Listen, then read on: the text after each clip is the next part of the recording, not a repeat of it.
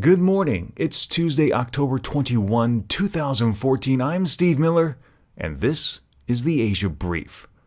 After a month of protests, pro-democracy leaders and city officials are scheduled to meet today to try and finally bring about a resolution to a movement that has paralyzed portions of Hong Kong. The city's embattled chief executive has stepped up his rhetoric in recent days, saying outside foreign forces have been encouraging the public acts of disobedience. C.Y. Leung, in a televised interview, said, "I shan't go into details, but this is not entirely a domestic movement. It's something the student leaders continue to deny." The talks, which will be televised, comes at a time when more citizens are stepping forward and voicing objections to the protest disruptions, and those in pursuit of universal suffrage are willing to stand their ground and confront authorities. A poll conducted by the Hong Kong Research Association and printed in the pro-Beijing China Daily claims that in a survey of over 1,000, 68% are against the assemblies. Respondents state that they have become irritated by the disruption to their lives and the impact the protests have had on traffic.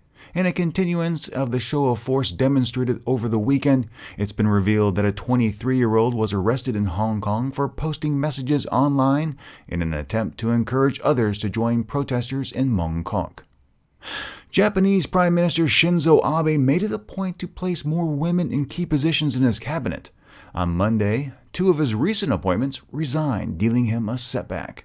Trade and Industry Minister Yuko Obuchi, the daughter of a former prime minister and tapped as a future contender to become Japan's first female PM, told a news conference she was resigning over allegations her support groups misused political funds. Just hours later, Justice Minister Midori Matsushima also resigned. The opposition Democratic Party filed a criminal complaint against Matsushima, accusing her of violating election laws. Quote, "I appointed them, and as Prime Minister I bear responsibility. I deeply apologize to the people of the nation," Abe said. German intelligence has accused pro-Russian rebels of shooting down Malaysian Airlines flight MH17 using missiles captured from government forces. It's long been suspected that the plane was shot down using a Russian Buk surface-to-air missile system. Gerhard Schindler, the head of Germany's BND foreign spy agency, said, "Intelligence indicated the rebels had captured a Buk system from a Ukrainian base and fired a missile that exploded directly next to the plane." Thank you very much for joining me today. Follow the Asia News Weekly Twitter and Facebook feeds for more news. The Asia Brief is licensed under a Creative Commons Attribution 4.0 International License.